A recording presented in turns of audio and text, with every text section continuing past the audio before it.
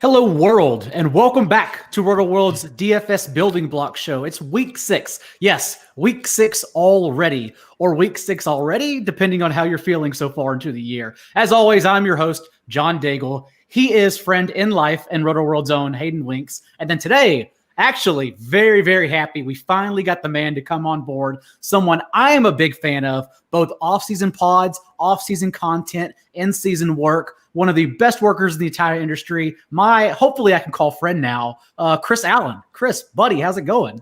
It's going well, and I'm happy to be joining both of y'all here on Friday. And for the first, I'm hoping the first of many times that we can all get together and talk football. So I appreciate y'all bringing me on, to be quite honest. Is it Roto World's Chris Allen? Is it 4for4's Chris Allen? Is it the world Chris Allen? Because there's a lot going on with you right now. Yeah, I know. I know people, if they pull up my resume or even just looking at my Twitter profile, you can see that I would say my affiliations are diverse. I'm kind of like Thanos of the fantasy football industry because I work for so many different sites. But I'm just happy to, I'm just here making good music with good folks. So that's really my aim, and that's what I'm really happy to do this with you guys and anybody else. So hey, whoever will take me on, I'll be there. Hayden, how does your week 5 go? How has your week gone so far? What's happening now? Obviously, lots of distractions, but I'm glad that we have a week 6 slate that I'm not really looking forward to that much, just because if you look at the pricing on DraftKings and stuff, there's not that many great players, but I think that there's a very clear roster construction. We'll talk about that. So I think that it should be a decent week to get creative. Chris, what about your DFS season so far? Because admittedly, through 5 weeks, I am a below average player. I'm a losing player this year, and I've been 1 or 2 pieces off here and there. And again, tournament players, I believe, only win 32%, above average, 32% of their slates for the entire season. But of course, you spike big wins if you're a tournament player. That just hasn't happened yet for me. We're still trying here. But for you, how's it been going so far? About the same. I've been more of a cash game player than anything else. I've just now, this season, I started dabbling a bit more in single entry, 3 max type GPPs, and I've gotten a decent return. I think week 1, playing the Aaron Jones stack right out the gate, that actually got me in the money quite a bit. Last week, trying moving most of my exposure over to Kareem Hunt, even though I was very high on Clyde Edwards-Helaire. That benefited me quite a bit as well. Mm-hmm. So I've been, I'm middle of the road, I would say. A couple weeks thinking that, I think it was week 4, if I'm not mistaken, thinking Tyler Lockett was going to be the key to the slate 2 weeks in a row. That didn't really work out well for me. So, but we're keeping on. So we'll see how this week turns out.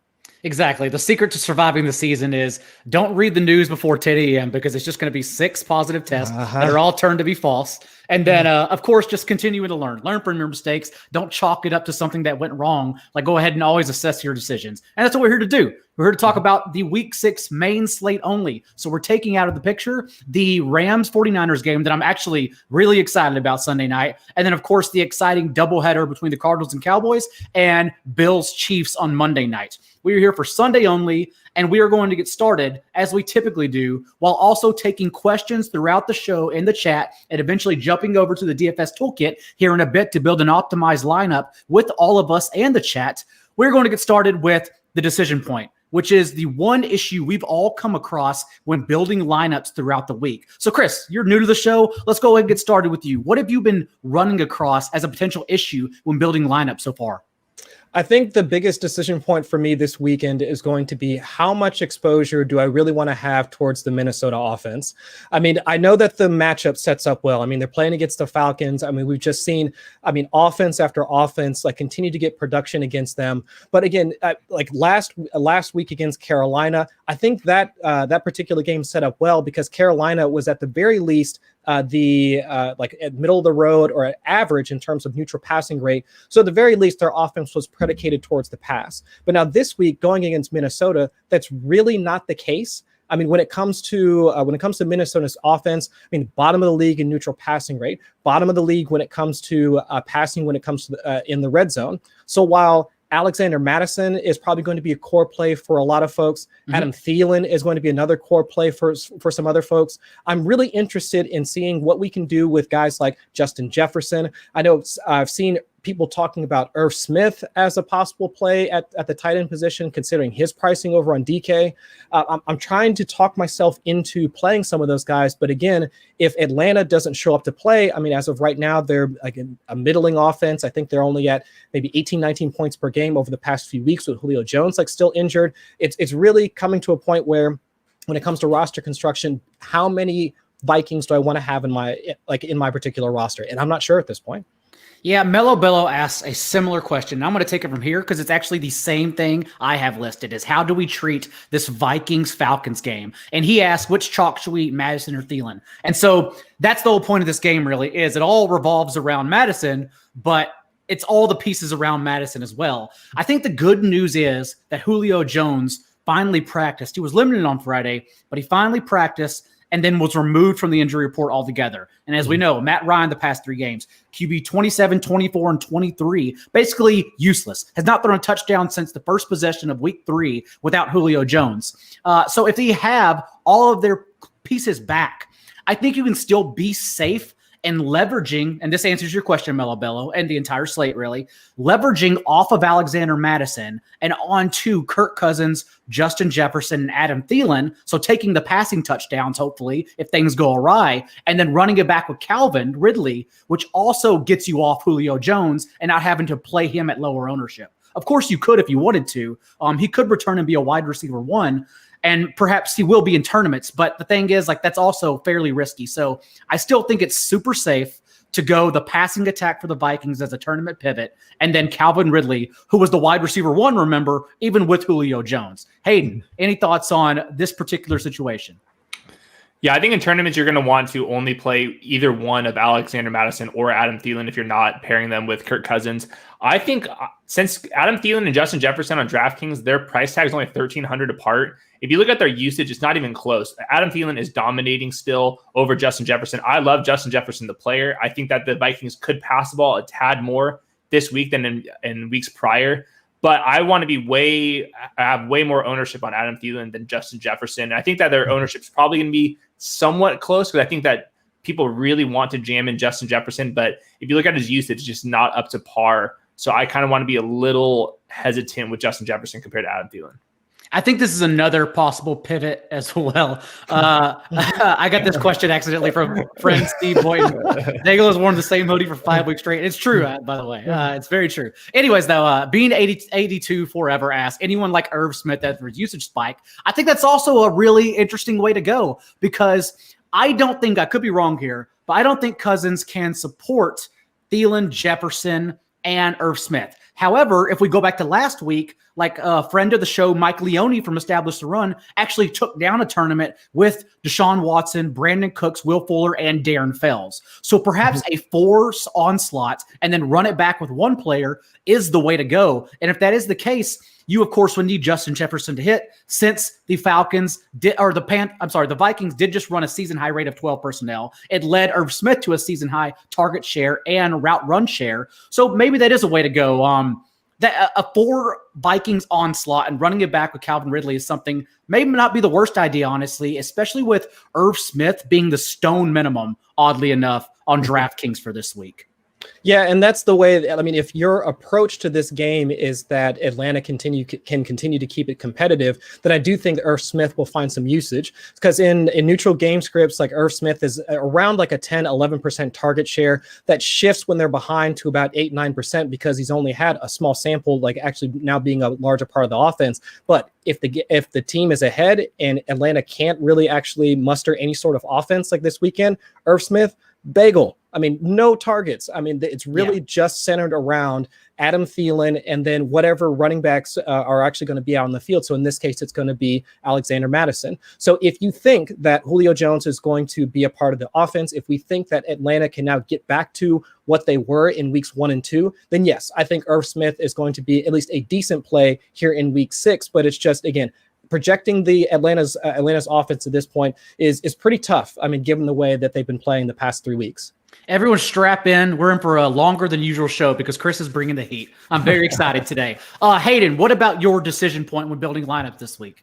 Well, this is a perfect segue. It's what to do with tight ends. And I think this week I'm comfortable completely punting the position. And I have my eyes on Irv Smith. I am willing to take a 0 this week just because there's not that many options. I like Mark Andrews, but it's going to take a huge ceiling game for me to be completely out of GPP winning lineups because he's priced so high. And I don't think I want to attack Jonnu Smith if the Titans receivers are coming back. And I would rather just pay nothing at the position, be fine with getting a 0 just because I don't think that there's going to be that many points at tight end this week anyways. Save the money and then be able to pay up for these high-priced wide receivers, someone like Adam Thielen, someone like Calvin Ridley, or any of these running backs. Derrick Henry's in a good spot, Alexander Madison, Kareem Hunt, all these, Mike Davis, all these type of guys. So I'm okay with taking a 0 at tight end this week. I think that's the way I'm going to go. I'm going to throw out a name because all week long I've been waiting for something to open up because everyone's going to go Irv Smith. Everyone. Like you said, stone minimum may not even be worth fading, honestly. Maybe you do just take an egg because of his price. But Trey Burton is 600 more. And Mo Alley Cox was just ruled out. And Trey Burton has 11 targets the past 2 games against this Bengals defense now. And I think that's in my opinion, the lower rostered pivot who was stuck in that middle zone between the high-end important guys like Mark Andrews, like you mentioned, and the stone men guy like Irv Smith. No one's going to look like $500 up the salary. They're just going to go with Irv Smith. So I think Trey Burton's actually a high floor pivot. And like on DraftKings, we want the high floor. We want the receptions. And I don't know about his ceiling, but he offers the receptions this week. I think that's the case. And I mean, if you look at Chicago's offense, like while it shifted slightly with Foles being a part of it, I mean, they're still above average in terms of neutral passing rate. I mean, red zone passing rate, similar. And we saw, I mean, like there's that connection like with Trey Burton over the last couple of weeks. So, I mean, if again, for me, I'm still scarred from Adam Troutman week. So completely punting on tight end is something that I like. It's a mental break for me. I just can't do it. But if there is another tight end that I want to pay up just a little bit more for, I can get behind Trey Burton as a punt play at tight end. I will say, because there are people in the chat who have also suffered from Adam Troutman week, but I would just always remember that in DFS, you just have to have the shortest memory ever. Like 2 weeks ago, Brandon Cooks. And then this past week, Brandon Cooks was the optimal cash play because everyone just looked at his usage, not the targets, just the routes run. Oh, if you churn through enough content, you would have seen it on Roto World, 4 for 4 with Chris. Like everyone was talking about it. And he was running around on 90% of Sean Watson's dropbacks. So everyone just sucked it up, forgot what he did the week prior, rostered him in cash games and called it a day. And he, of course, hit. So, yeah, we just have to have a short memory, throw it out, and it sucks because that's what makes you lose your hair eventually. But it happens over time. It's okay. I'm going to jump to the toolkit now. As Hayden, you can start us off with who will be your highest exposure this week in tournaments, and we will continue taking suggestions from the chat as well as we're building. Well, I think it's actually going to end up being Irv Smith, but if we don't want to go that route, I think that Mike Davis is probably my favorite running back out of those top guys. His usage has been Christian McCaffrey, like he's had like eight receptions over the last couple of weeks in each of his games. He's still seeing like 15 plus targets every single game, and he's first in broken tackle rate. He's first in yards after contact. He's looked really good as well. So I think that Mike Davis is my favorite running back out of that tier. So you're not concerned about the matchup is what you're saying? No, not really. We saw the Bears get run on a little bit last week, and I just have some confidence in this Panthers offense in general. I don't think that this is a huge Teddy Bridgewater week by any means, but I think that this offense is functional, and I think that his touches are going to be there. That's fair. I mean, Mike Davis just has the high floor now that they already said Christian McCaffrey's not coming IR this week. So I do believe Mike Davis is matchup proof, essentially. I wonder about his ceiling in this game, but yeah, matchup proof for sure. Chris, what about your highest exposure this week? I think since we already discussed one wide receiver that I'm probably going to have a decent exposure to in Adam Thielen, I'll shift off of that game and go to another game that actually has a pretty decent amount of fantasy goodness, and that would be the Detroit and Jacksonville game. I'm looking at Kenny Golladay.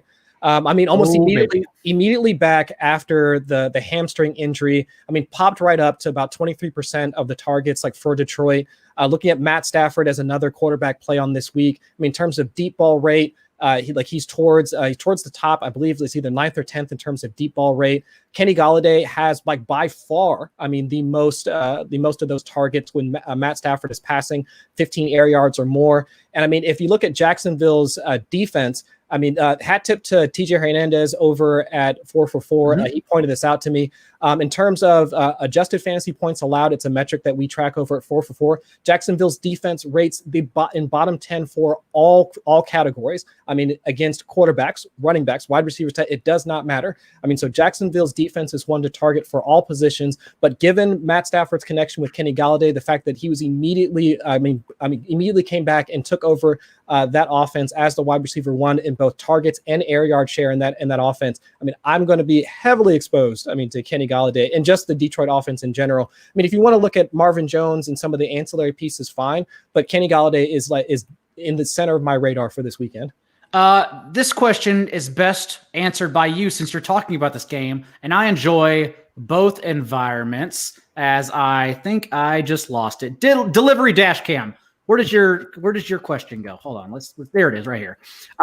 Which stack is better? Stafford Golladay or the one we talked about, Cousins Jefferson? Let's actually just include Thielen as well. So do you prefer one side? Do you like one side more in tournaments? Which formats? Stafford Golladay or Cousins and Jefferson or Thielen? I would say that if, again, since my focus when it comes to tournaments would probably be in a 3-max, single entry, I would probably focus on that Stafford Golladay stack a bit more, just because even from an ownership standpoint, that's not going to hurt you when it comes to tournaments. I mean, as we're probably going to talk later on throughout the show, I mean, people are going to be focusing on that game. I mean, if it's not them, it's going to be Deshaun Watson and Ryan Tannehill. So Matt Stafford might be one of those quarterbacks that comes in a little bit under-owned compared to the rest of the field. So if I can get at least a quarterback with a high floor, high ceiling in a good game, and also be able to pair his wide receiver one along with him, again, without having to really sacrifice ownership, I think sign me up for that. And I think that both of those guys really check those boxes. Hayden, any thoughts on this Jags-Lions game?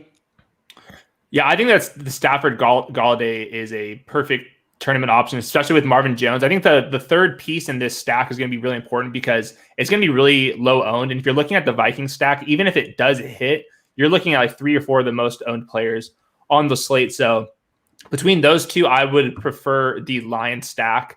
I do worry that Jacksonville is just so run heavy. They're so slow on offense that this game doesn't shoot out quite as much. But on this slate, I don't think that there's going to be too many super high scoring games.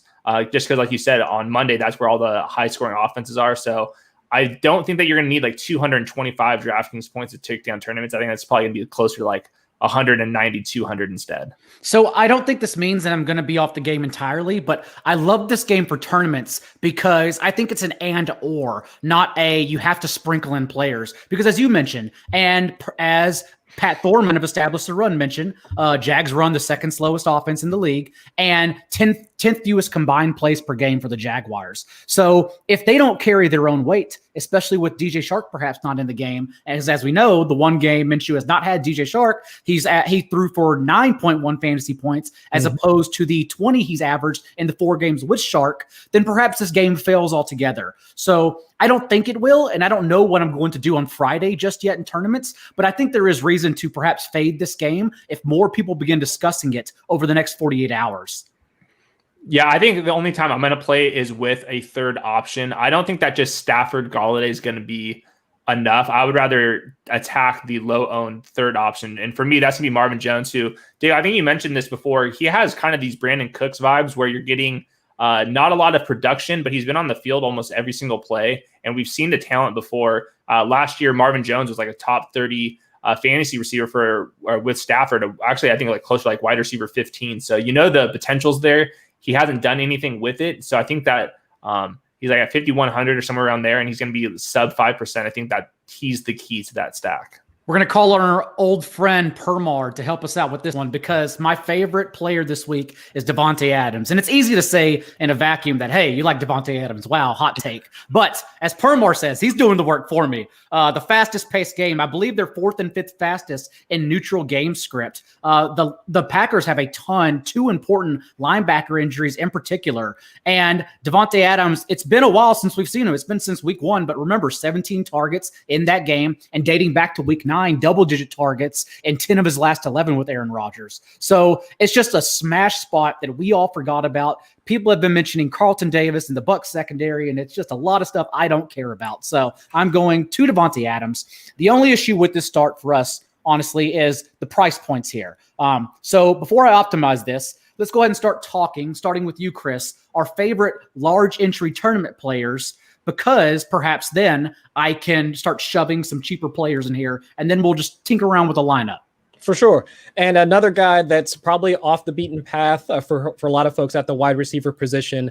Any interest in Damiere Byrd this week? While I know that Cam Newton has been more like primarily like he's gotten his production off of the rush like in the past, but if we look at his matchup and Damiere Byrd's matchup in particular against Denver, they've really been beat like over the past like couple of weeks, actually the past few weeks against some of their speedy outside perimeter wide receivers. A couple weeks ago, it was Chase Claypool, like in his first outing against them. And now with Damiere Byrd, like while he ran, I believe it was a 4.32, like back in college.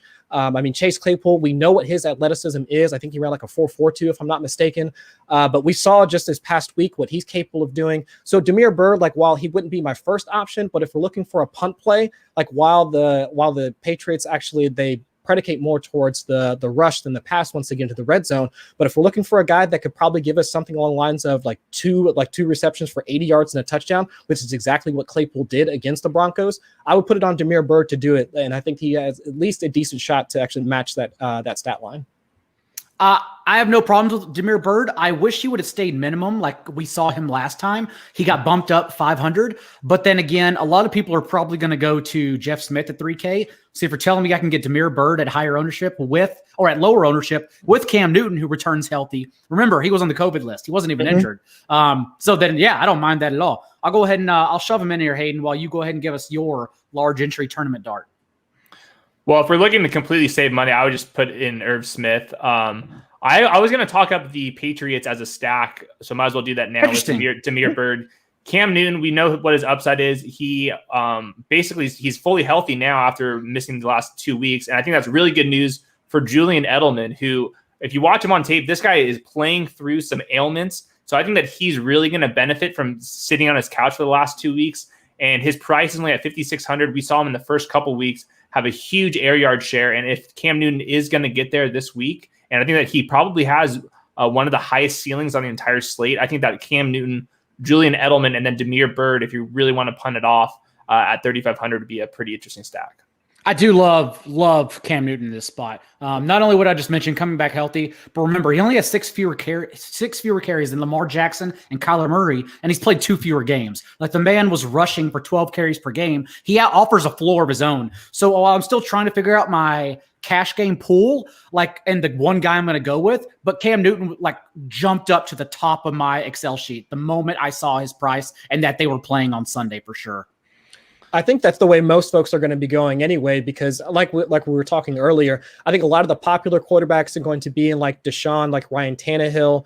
So I think, especially from an ownership standpoint, like Cam Newton, while he might wind up popping in some models, people will have that recency bias after Deshaun popping off this past week, Ryan Tannehill having the game against the Bills this past weekend and then winning just a few days ago. I think that a lot of people from a recency bias standpoint will then wind up clicking on those guys, and Cam Newton might be one of those lower owned guys that you can get some leverage on the field with. Mine is, as I sort through this lineup really quick, my favorite large tournament dart is, someone asked about it earlier. I'm not going to go find the question, but I actually like Juju Smith-Schuster, running him over Chase Claypool this week. Yes, Chase Claypool likely has a higher ceiling, but Juju Smith-Schuster in particular, and is in a terrific spot because the Browns are rolling out a third-year undrafted free agent who has allowed 16 catches on 20 targets against him. That's why they've been hemorrhaged in the slot this year, because they've been struggling in that position as Terrence Mitchell has continued to start for Greedy Williams on the outside. So the slot is where Juju Smith-Schuster is still running his routes from, although Claypool is sprinkling in there. And as everyone knows, and everyone's been asking in the chat, of course, Claypool is a terrific cash game play. Everyone's going to play him. I don't blame you. But in tournaments, that's why I'm going to get off of him, because we've seen a couple bad weeks from Juju Smith-Schuster is all. And perhaps he's still the highest floor, lowest ceiling option among the three when Deontay Johnson returns. But in this game, like with Deontay Johnson back, if everyone's pivoting towards Claypool, I'm just going to go the opposite way and suck it up and take Juju. I do like that game from a tournament standpoint, and I think there might be some pieces that you might be able to use in cash, because I do think that game is going to be one of those ones where, I mean, it's going to be Pittsburgh versus Cleveland, all of the AFC North, like those types of like the narrative surrounding it being one of those like low scoring, slow paced games, when that's really not the case. Like for either of those offenses, I mean, both of them top 12, or at least in the upper half in terms of like offensive plays run per game. I mean, we've seen like those explosive plays like from Claypool and the like. So I do think that there's, I mean, especially with Kareem Hunt now being part of like more integrated into the passing game, like after him becoming the primary ball carrier, I do think there are plenty of pieces in that offense that, I mean, we should be targeting like in our tournament lineups and within our tournament pool. Now I do wonder, I mean, about with Odell Beckham's, I guess, illness. I'm assuming he's going to be playing, but I mean, it is something to watch out for. And then also if Baker Mayfield's like rib injury happens to act up like during the game, if we wind up having to see him go like head into the blue tent at some point, because we do know with Pittsburgh's like blitz happy nature on defense, I mean, it's just something that we can't prepare for, but it's something we should at least consider like while we're building our lineups. So I'm just going to go ahead and take our three main plays then.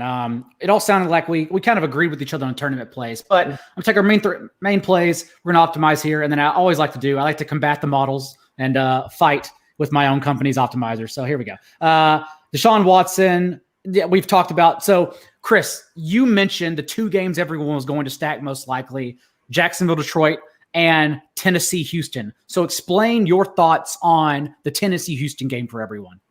Well, at least my approach to it is fairly similar to, at least from the Houston side, to how I was approaching Deshaun Watson and the rest of the offensive assets from last week. I mean, if we were still thinking that like Brandon Cooks, at least from a process standpoint, was going to be a good play, then I think this week is still something that we can at least consider. Now, of course, with the price bump that he might become cost prohibitive, but at least that offense as a whole is something that I will want to be in the passing offense, like more so. I'm not necessarily interested in David Johnson or Duke Johnson, like as players, like in my running back pool. At least the passing offense is something that I want to be a part. I want to have a part of, like in my lineups. Now, has Jordan Akins been ruled out for this game or not? Questionable, limited at practice all week. That's what I thought. So, I mean, we might have, I mean, if we can get another Darren Fells week, at least we can have some more clarity at the tight end position. That'd be great. But regardless, I do think that, I mean, with Deshaun, not necessarily, I mean, I don't think that the offense completely shifted from a philosophical standpoint. It's just seeing them being able to, I guess, work better as a team, communicate better. And then I think that we saw those results, I mean, firsthand last week in week 5. But on the Titans side, the only thing that I'm concerned about is what's Derrick Henry's usage going to be. I mean, I know that they said that they were holding him out like for a couple of series, like due to the fact that they were ahead, but I was seeing a lot more of Jeremy McNichols than I really wanted to. I mean, even though that they were up for a couple of scores. So regardless, I mean, AJ Brown is probably going to be a staple in a number of people's lineups, along with Jonnu Smith. I don't know necessarily if the value is going to be there for Jonnu, but I do wonder though, while Derrick Henry is going to be one of those players that's going to be at the top of a bunch of people's running back pools, I mean, is he going to be or give us that value, especially given his salary? I will say also about this game, so everyone knows that you see this number right here, AJ Brown, 5,600. He got the Tuesday non-bump. The salary didn't change despite the team force feeding him. Surprisingly, I'm actually shocked at how they're treating him right now in his only 2 games this year. So AJ Brown is going to come in as one of the highest owned wide receivers from a number standpoint.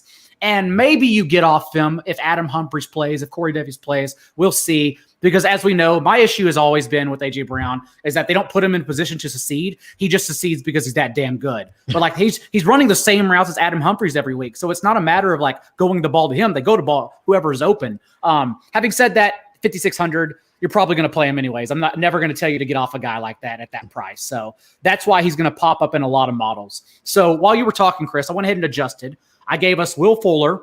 I took away Devontae Adams to see if we can play with a little more salary. And so we have Deshaun Watson, Will Fuller, and then do y'all prefer Derrick Henry in tournaments or would you rather run AJ Brown? I'll pick one of them. Hayden. I would go Derrick Henry. I think AJ Brown's going to be very, very popular, and I'd rather his floor is just so much lower than some of the other guys. I think that he is a good tournament play, but at that ownership, I would rather be a little underweight. Okay, and then it came out with Aaron Jones, Jeff Smith, who again we could get off of and go Damiere Byrd. Actually, Aaron Jones, I love that game stack in general. We're probably going to talk about that more here in a second. And then, of course, you could go Brandon Cooks over Will Fuller if you like, but I'd rather chase the player always in a stack like that who did worse the previous week, despite his usage being the same. So yeah, I'm fine with Deshaun Watson, Fuller. I also don't mind Tannehill, AJ Brown, and running it back with Fuller or someone like that either. Perhaps even Darren Fells, as you were saying, Chris, if Jordan Akins is out.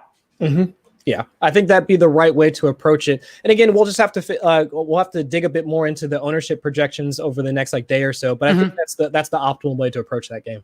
Front Turner asks, Philly wide receivers might be hot this week. Do y'all? Let's say, Chris, Hayden and I talked about it on the latest Roto World Football podcast. Do you have any spin on the Eagles wide receiver situation now that Deshaun Jackson, now Sean Jeffrey were ruled out? I mean, I know that Fulgham is now probably going to be a popular play, and I understand that. I mean, along with Greg Ward, but I am wondering, especially I think I forget who actually wrote the piece, but I mean, with Zach Ertz now becoming at least kind of the forgotten man, especially now with Dallas Goedert slated to come back, not this week, but within the next couple of weeks.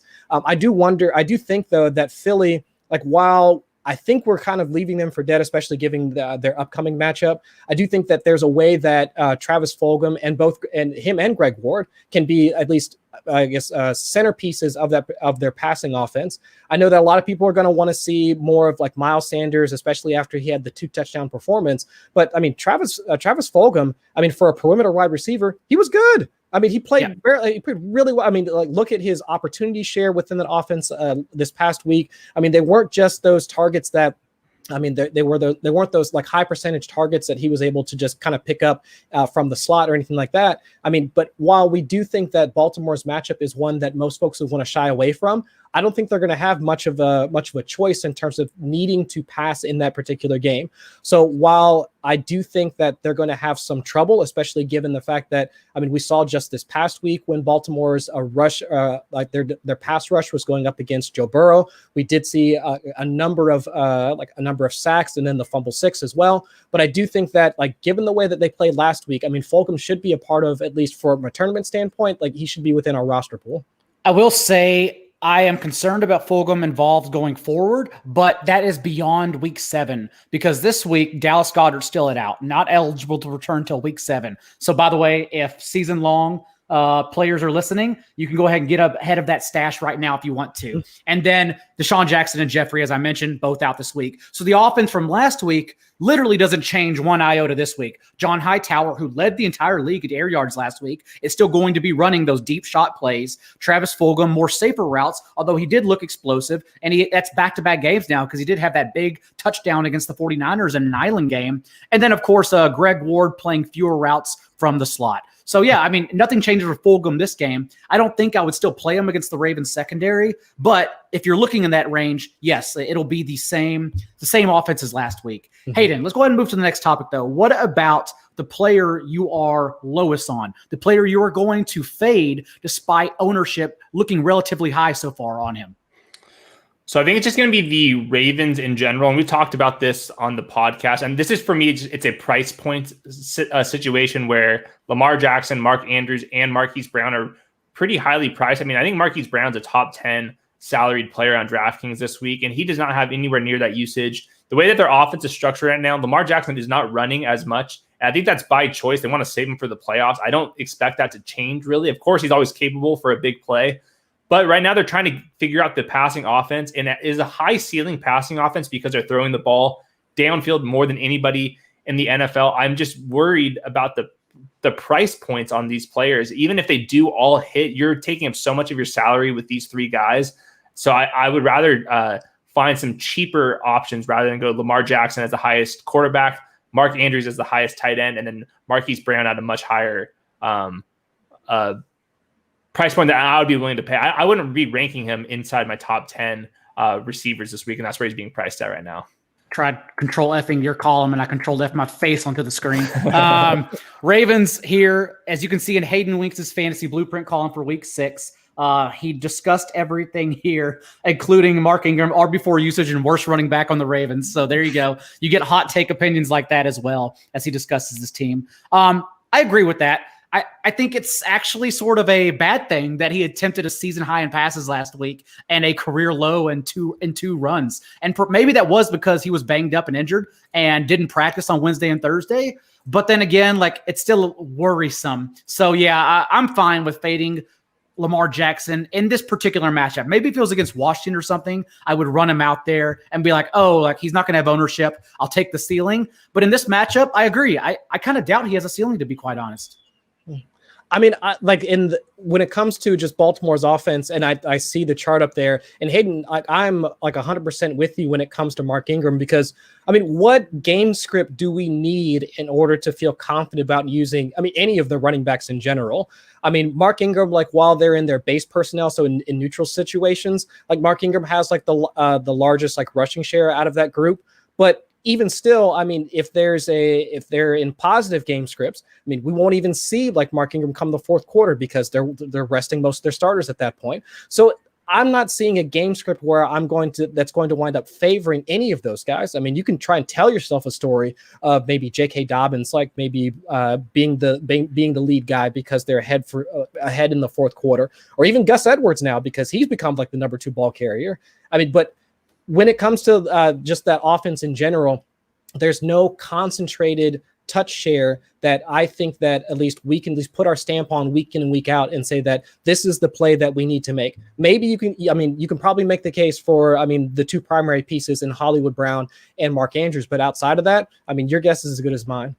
I mean, I'm just waiting for J.K. Dobbins to get the touches. Is all I'm Please. The man leads the league in yards after contact per attempt, but he's still getting 4 touches per game. It's absolute insanity. Every time he touches the ball, he's electric, and they don't care at all because they're more concerned about Mark Ingram, who's a good dude, and he's a leader of that team, so he's not going anywhere. But unfortunately, like, of course, his carries are much less efficient than anything J.K. Dobbins does. Chris, I'll show my bias real quick and just say that because I live in Ohio, I have to give, just give a shout out to J.K. I'm hoping that happens at some point for him. Oh, I didn't know Ian Hardis was joining the show today. Chris, what about the player you were fading despite the ownership this week?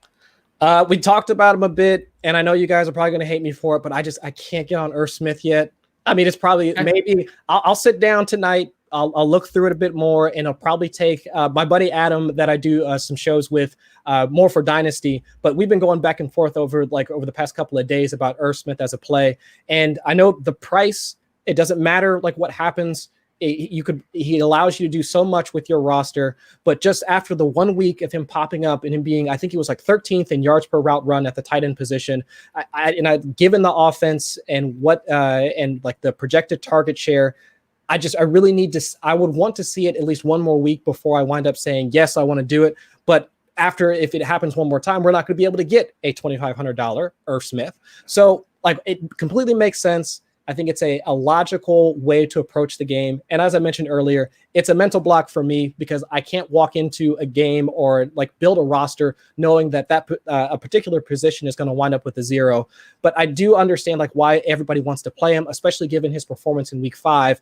Let's just hope. And given the injury status for Julio Jones, we're thinking that Atlanta's going to be able to keep this competitive. So if that's the case, I do think that Irv Smith can wind up at least making value, if not exceeding it, especially if we wind up getting, I guess, more competitive play out of Matt Ryan and the rest of the Falcons offense. It wraps into my question, and it's very similar to Carp 100's question, even though Madison will be picked by everyone. Is he still playing DFS? And so my opinion in tournaments is that right now, I will be getting off Madison. That's kind of where I'm stand here on Friday night, if only because he's not the free square that we usually see. Like DraftKings and FanDuel were very smart. DraftKings pumped him up to the second highest salary among all running backs, I believe. So you're still paying up for the cost. And again, with Julio Jones back, if the Falcons can support themselves and actually carry their weight in this game, then of course the Vikings will be forced into throwing the ball. And they don't need a lot of volume, clearly, to throw the ball and be efficient. That's what Kirk Cousins does best. So yeah, right now I kind of lean on, I don't know if it's going to be Irv Smith, to be honest. Maybe it's a four-man onslaught. Maybe it's definitely going to be a double stack. But right now it's definitely Cousins, Thielen, and then I'm still deciding between one of or both Irv Smith and Justin Jefferson. And that's where I'm at with Alexander Mattison, who is the player in tournaments in particular I will be fading the most this week. Hayden, your thoughts? Yeah, I think I'm okay with it. I still haven't decided yet because I'm still trying to figure out if I like Kareem Hunt this week because his matchup's so bad. I think the volume's going to be there, and I really like that game, just that game in general. I want to go back to the Steelers-Browns game. Mm-hmm. I've been building a bunch of lineups like today, and I cannot stop clicking Big Ben, Juju, Chase Claypool, and Eric Ebron. I think that Eric Ebron's in a price point where you can get that correlation play, and he's not too expensive. So, and then there's very clear, you can either go Kareem Hunt, bring it back, Odell Beckham as the big play threat, and Jarvis Landry's price has fallen all the way under 5,000. So I think now he's finally back in play, even though he doesn't look fully healthy with his hip. I think that I want to be building around the Steelers-Browns game a lot this week. So if that means that I have to get onto Alexander Mattison because I'm not stacking the Vikings offense as much, maybe I have to do that. I haven't really decided yet. But it's so tough. He's going to be like a 25-30% owned player this week. Oh, so more than that. He's going to see more? Yeah, I think so. He's going to be really high. So, and I will say that in any lineup, like for instance, one of my favorite stacks is Packers and then Bucks in some form or the other. Any stack like that, it's going to be unique. So I'm going to play Madison. And a Steelers and Brown stack, that's going to be unique. So you're going to play Madison. You're differentiating in other spots. You're not worried about Madison at all, whether he fails or hits. So I would say, yeah, you can definitely play Madison in those situations. Also, Ball is Life mentions this, and I want to talk about this because he almost made my player I'm highest on this week. And I love David Montgomery. I mean, I cannot love David Montgomery anymore this week. Again, the last 2 games with let's say 19 games with Tariq Cohen in his career, he averaged 52% of the team snaps, 2.3 targets per game. The last 2 games without Tariq Cohen, 83% of Chicago snaps and 14 targets, 7 per game, set career high marks in back-to-back games. Now gets this atrocious Panthers defense. Like, yes, he could still average 3.5 yards per carry, and I don't care. He actually outscored Ronald Jones last week, who rushed for 100 yards and 6.2 yards per carry, despite the fact that Montgomery was at 2.9, because it doesn't matter when you're used like Montgomery in the passing game. He has all the usage to himself now. So I don't know what an eruption spot is for Montgomery. If it's like 3.5 yards per carry, I really don't know. But like, this is the 3-touchdown game where even if he's 100 yards total, I don't care because it's such a good spot for tournaments, man. I agree. And I think it was Lord Reeves on Twitter. I think he had said that he's ready to be hurt by David Montgomery this week. And I wholeheartedly agree, especially after we saw the usage in the passing game last week against Tampa Bay. Like, given the way that what we've seen against Carolina's defense, that not just from a rush defense, but also a passing defense. I mean, David Montgomery at this price and his usage, it's very hard to pass him up, even with the other guys that we've already discussed as being either like higher ownership plays or just better plays from a raw projection standpoint. I actually like, in a vacuum, I like Montgomery more than Mike Davis this week. I know it's crazy. That's fair. Yeah, that's fair. I got a question for you. Yeah. Mid-range running backs this week. Joe Mixon's at 6,200. He has more pass game work. David Montgomery, 5,800, more pass game work. And then Myles Gaskin, 5,400. He had more passing game work and the goal line role now. I think all 3 of those guys are in play, and they're going to probably be 10, 20, maybe 30% lower owned than some of those running backs. I think that there's some good value there, especially if you want to get up to the high price wide receiver, like you're saying, like Devontae Adams. Of course, we have Adam Thielen up there. Calvin Ridley, Julio, depending on those guys. I will be very interested to see where Myles Gaskin comes in, because as a 9.5 point home favorite with suddenly the goal line role to himself, at least 21 touches in 2 of the last 3 games, and he is 6th among all running backs in target share. I'm very curious, because if he comes in underweight, that's a player I'll go above the field on for sure. Also, Joe Mixon, matchup proof now with the passing game role the past 2 games. So it doesn't seem like anyone's talking about him right now, honestly. So if he comes in even lower than Montgomery and Gaskin, then of course I'm just going to take the worst matchup for a player who I don't think it matters, because he has the entire backfield to himself.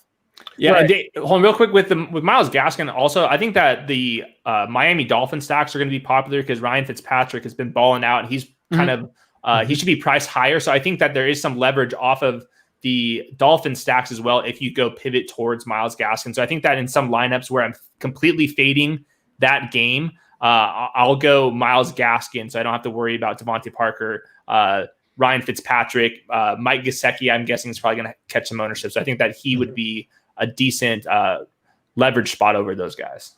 Yeah, your thoughts, Chris? The Miami's offense, and I forget where I heard this from specifically, but Ryan Fitzpatrick, since taking over, has been the QB4, I think, in points per game since he took over. So, I mean, especially after last week, after they went out to San Francisco and, soundly, beat the 49ers. There was absolutely, nothing we can take away from his performance. And now they get to play the Jets. Just the gifts that keeps on giving in terms of, quarterbacks we can get at low ownership. I just took a peek over at 444's projection models. They've got Myles Gaskins at somewhere between 10 and 15%. So I'll probably be definitely overweight in the field given Gaskins' price point. Because as we were talking earlier, there's going to be a number of running backs that are going to be either heavily owned, either higher owned or at a higher price point this week. And I think Gaskin's going to be one of those guys that just kind of gets overlooked. Until people look at the matchup and they're like, oh, somebody's played who's, Dolphins playing the Jets, got to get more Dolphins exposure. So I think at this point, Gaskins would be an excellent tournament play for sure. Myles Gaskin also 3rd in avoided tackles per carry in the NFL right now. So he's I didn't know that. He's a little bit better than people give him credit for. He was a really good player at Washington for 3 or 4 seasons in a row. So I think that he's not the stone cold worst starting running back in the NFL either. Hayden, you're the one popping model. So that's right. Before we get out of here, you got to tell us what is your favorite stack for tournaments, whether it's a unique build, whether it's a favorite stack that's being talked about, but you have a way to pivot off of it. What do you have going on for tournaments this week?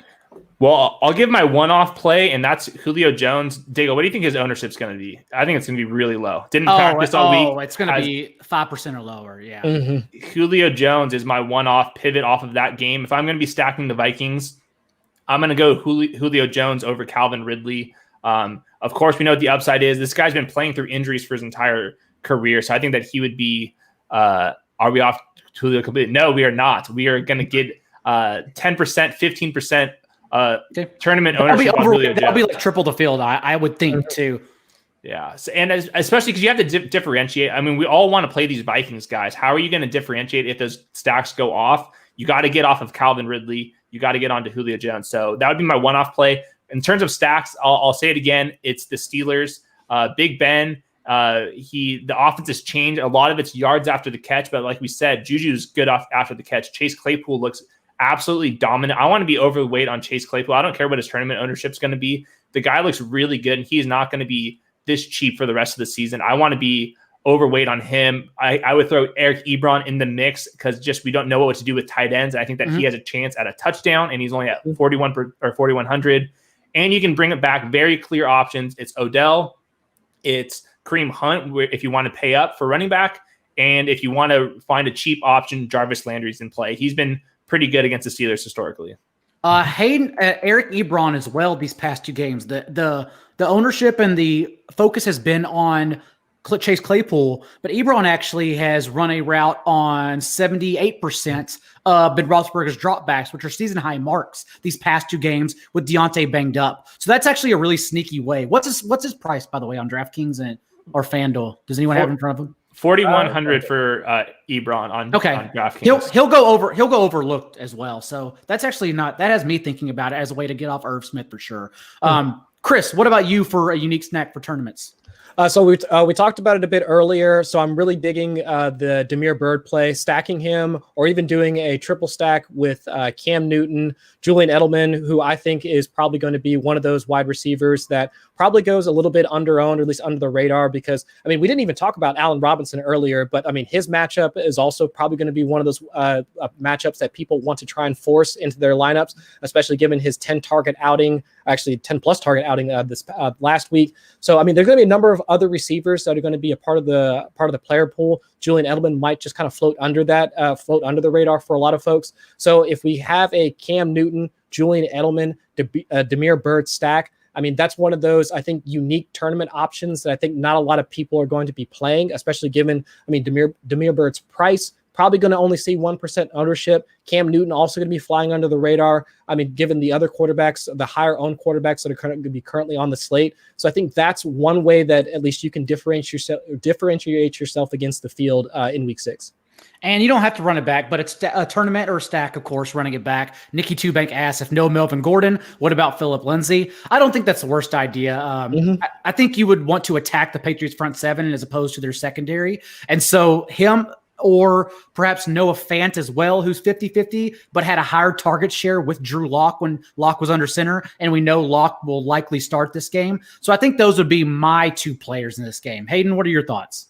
If I'm stacking Cam Newton, which I do plan on doing, if Melvin Gordon's playing, I'm going to fade the running backs completely. Sure. I think Tim Patrick would be my preferred play just because his ADOT is so high, and he is big play dependent. He has to win one deep ball, but I would rather be banking on the Broncos creating one big play rather than using Jerry Jeudy for 5 targets in a row to move downfield. Just give me the chance of a Tim Patrick downfield play.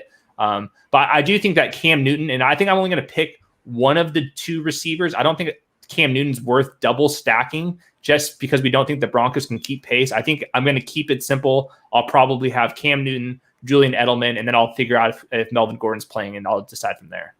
Mine would be Packers Bucks. I've already mentioned one of my favorite stacks. I think the game goes over the total, and it's expensive, but I think getting Rodgers, Devontae, and Aaron Jones in there, and then running it back with Gronk, Ronald Jones, or Chris Godwin. Because remember, Mike Evans' target share, 22% in 3 games without Chris Godwin, 11% in 2 games with this year.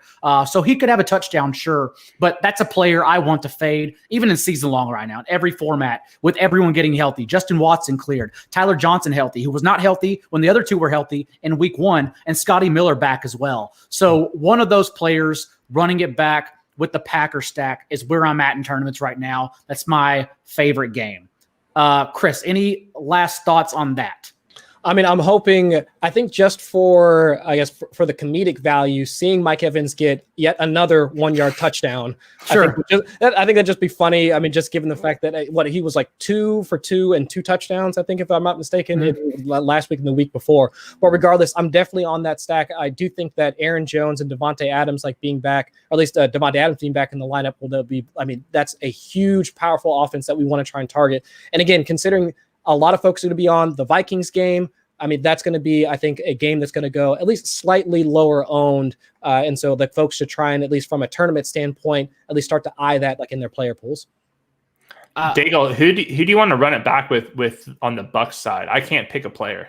It would be there are a lot of this guy's dust. Y'all are still high on this guy, but it would be Gronk, for instance, for me.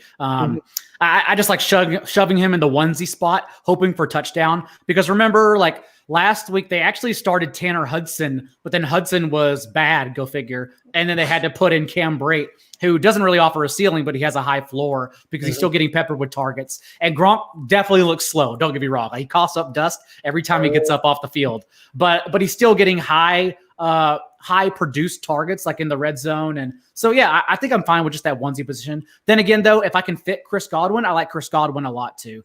Just bouncing right back, now healthy after practicing all week. I'm just worried that his hamstring, I feel like they rushed him back.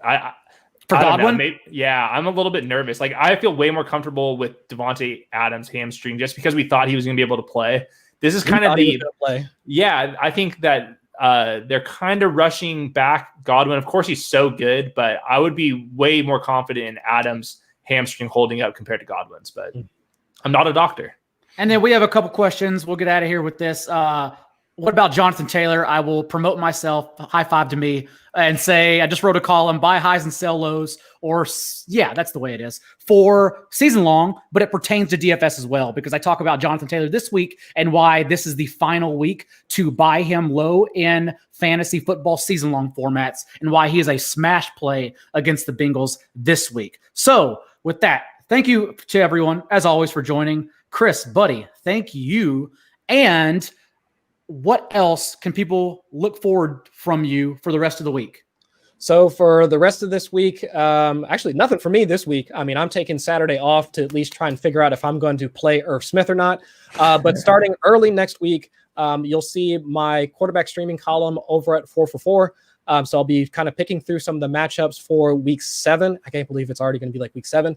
But after that, some of the lessons learned is a column that I do over at Football Guys. That should be live on Wednesday. And then Thursday morning, bright and early, you'll see me for the Daily Dose over at RotoWorld. So I'm all over the place, man.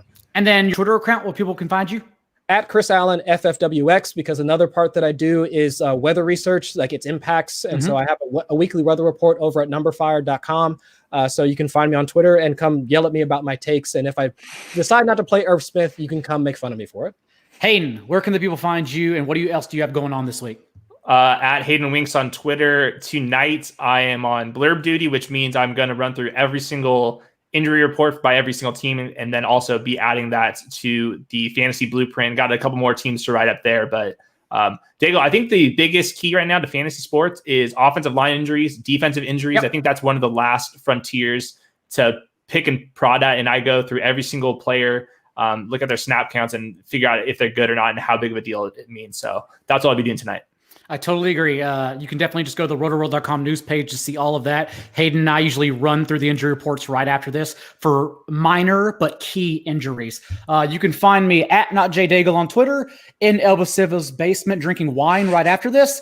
And of course, rotoworld.com. Remember, we will be back right here, same channel, an hour before kickoff on Sunday morning, answering all of these start-sit questions, including Mushu. I see you in the chat, don't worry, of asking about CEH on the Monday slate. Aren't ready for this right now? Come back Sunday morning. We will have questions about everything for start-sit questions then. So until then, thank you everyone for joining again. We will see you next week.